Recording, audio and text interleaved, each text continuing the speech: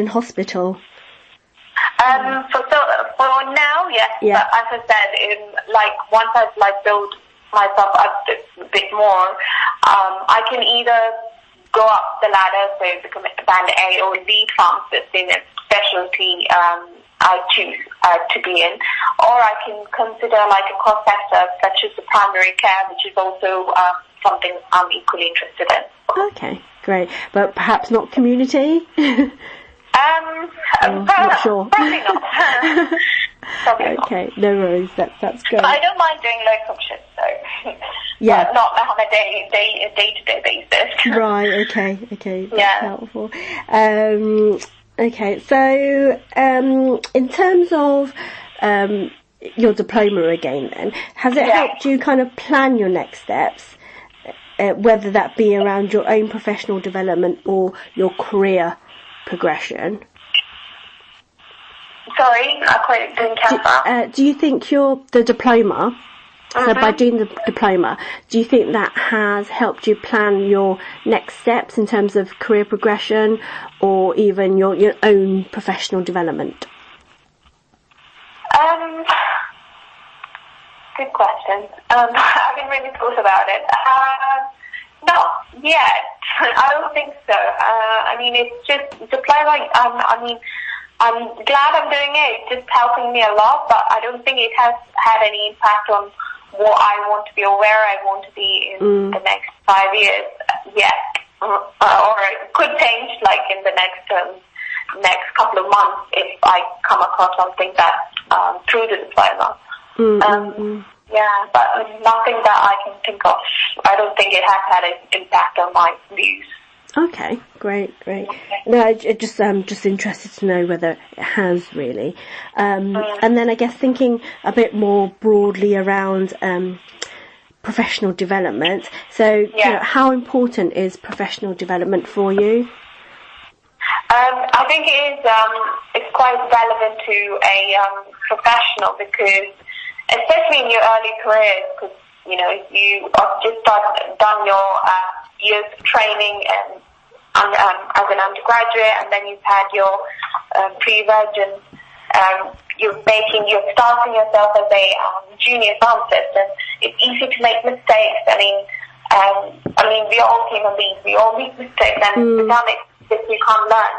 So, and there will be opportunities that you probably won't know much about, and there's been research going on. There's plenty of stuff that you won't know. So it's really important to keep up to date with opportunities and researches that's been happening and improving yourself, because it's only that way you can develop yourself and bring out the best in you, nurture yourself into an individual who can.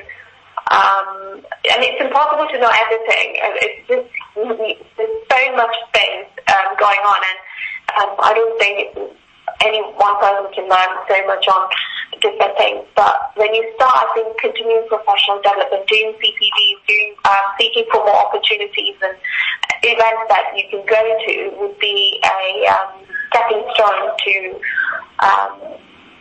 nurture yourself, I think, and going, also coming back and giving feedback on what you've learned, and let everyone else update on what you've learned is equally important as well, because you're sharing your ideas and you're sharing your experiences. It's a great way of learning and developing yourself. You do learn a bit more through that way, because I've just experienced it myself, because I've been chatting with supervising students and I've been telling them, asking them questions, and these kind of things help me relearn what I've learned already, and just make sure I'm on track as well. So, yeah.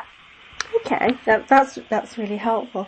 And you mentioned CPD as well there. So, do you see CPD being the same thing as professional development, or do you see them as being separate? Sometimes similar, but sometimes it's just something that we have to do just for the sake of to be on the register. But it doesn't matter, even if you don't CPD, but seeking for opportunities, seeking for events that you can go to, or attending a gram round with a doctor, or like doing ward rounds with doctors. It's like opportunities where you are developing yourself, you are within a team, and building up skills. But when you do continue professional CPDs, you're writing it down and you're reflecting on what you've learned, which is a good way of maintaining the professionalism, I think. And you can always go back to it, and you can I've done that in the past, and how can I make it better this time, and always look back. So it does help in one way or the other. That's great. And then I guess, so just my final question really. So, and if you think about like the support that you get at the moment, in terms of, how it supports you with your own development, is there anything that's missing, or do you feel actually would be really good to have that you don't have at the moment? I mean, we always were meant to have like a buddy who can, as in like someone female. I think we were allocated one, but again, because of cross-site rotation, it was quite difficult to follow. But if we had like a regular buddy who can like look after you, or mentor who have done like just finishing off SS1 or going into SS2, would be really handy, because then they can talk about their experiences. Sharing experiences is a better way of learning, and just helps you. It's like a moral support as well. So I think that's something I would highlight to all foundation pharmacists. Having a buddy is really important. And do you think that buddy does need to be a senior pharmacist, or could it be someone or at your same level, perhaps even? Or are you really looking for that senior? I meant so I think we were actually given one, but we couldn't really reach to them. The person I was given was, she was just finishing up her SS1, and she just had her exam, and I think she passed as well. So it was quite difficult to reach out to her because of her commitments, and she was cross-site, and that's what I meant. So it could be someone who's just a bit senior to you, and have done what you've done basically, and gone through the same stage, and it'd be easier to hear from them than anybody else, really. I see. Yeah. Rather than, so if you have a more experienced person, it might not be the same, because they would have done their diploma ages ago, and things are different. So I'd say a person who recently joined SS2, or just like completing their SS1 or something. Yeah. So someone who has recent experience of the diploma. Yeah. Not like some people don't. The other day I had to talk to someone who looks really young, but when I said SS1 and that person did not catch it, like they were like, "What is that? What does that mean?" Because I've done my diploma ages ago, and even though that person looked really young, and I thought they were like newly qualified. Oh, right, okay. And so I guess that's helped with your diploma. In terms of your general development, is there any support that you think would be helpful? So what? So whether that be your career, or just your general kind of.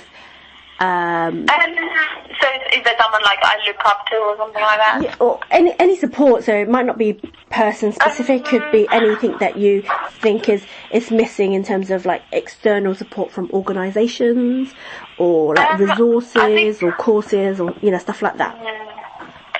I mean, I don't have like an extra support in terms of like a person kind of thing, but I'm signed up to the RPS. I still don't know why I pay, but I still think it's a good thing to have to, I'll get like alerts and stuff.